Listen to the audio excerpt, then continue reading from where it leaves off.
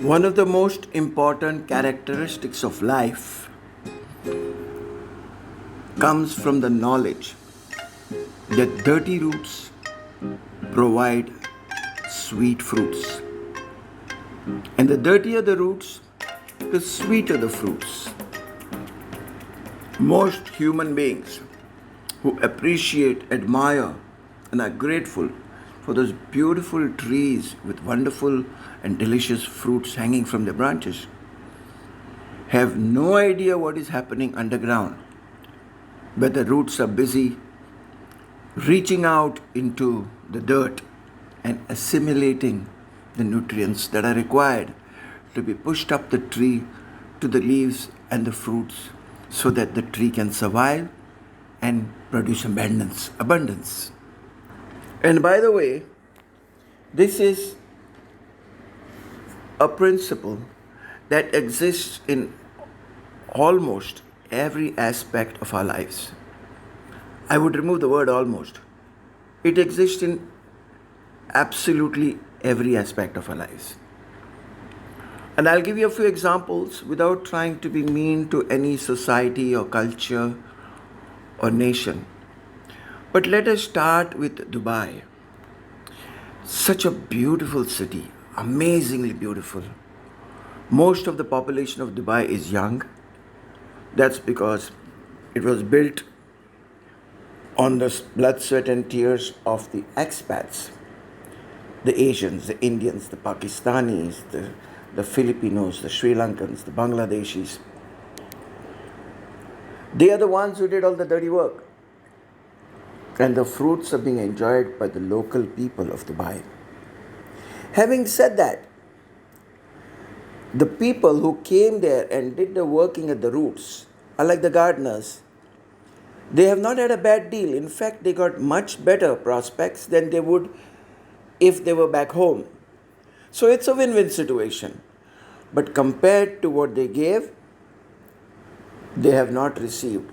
Compared to what the roots provide to the tree, the roots can never have the joy of being out there up in the sky, being out there basking in the sunlight, being up and above the ground, because they don't survive there. Their job is to be under the ground doing what they do best, living in the swamps, collecting nutrients, and that is a basic of life.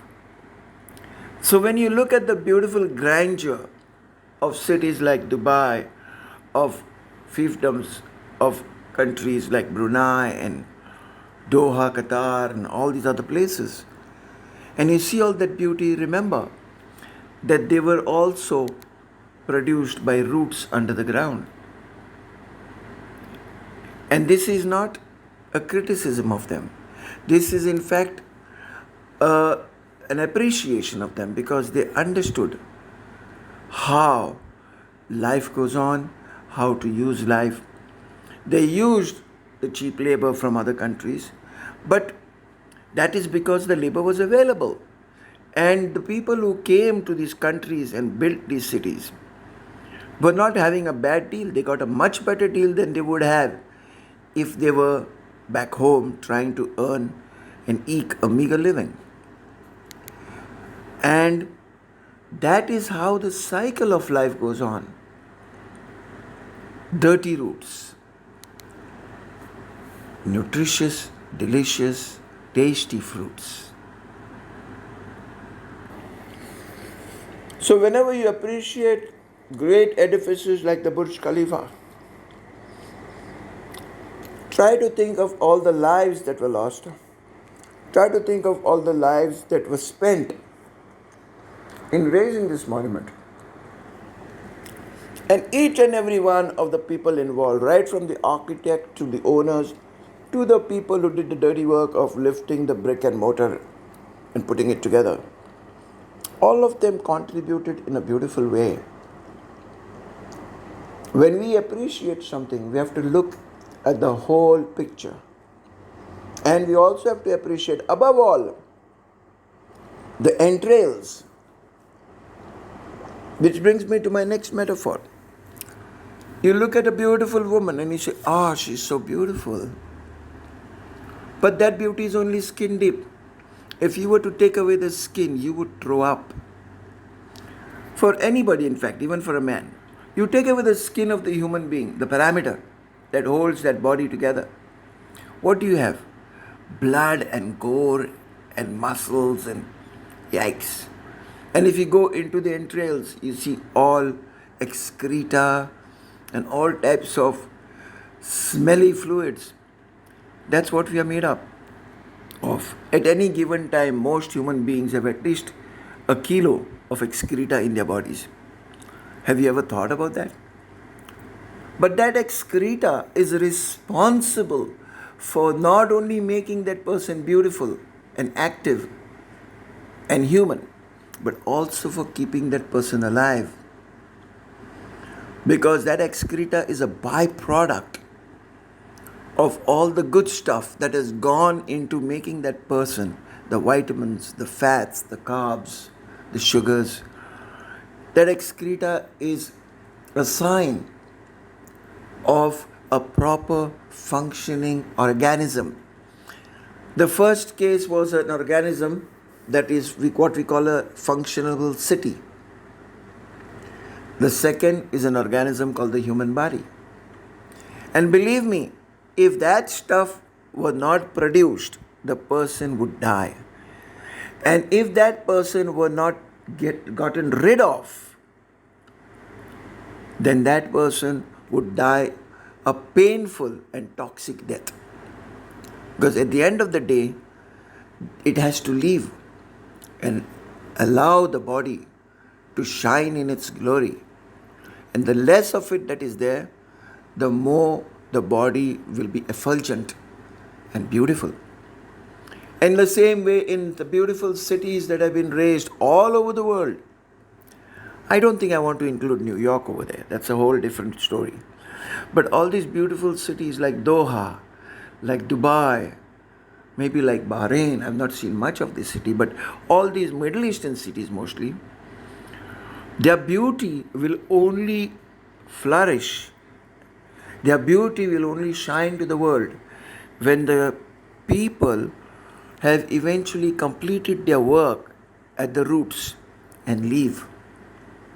Allow the inhabitants to live in a most beautiful way, because that is what has been given to them by the Creator, and that is what should be appreciated.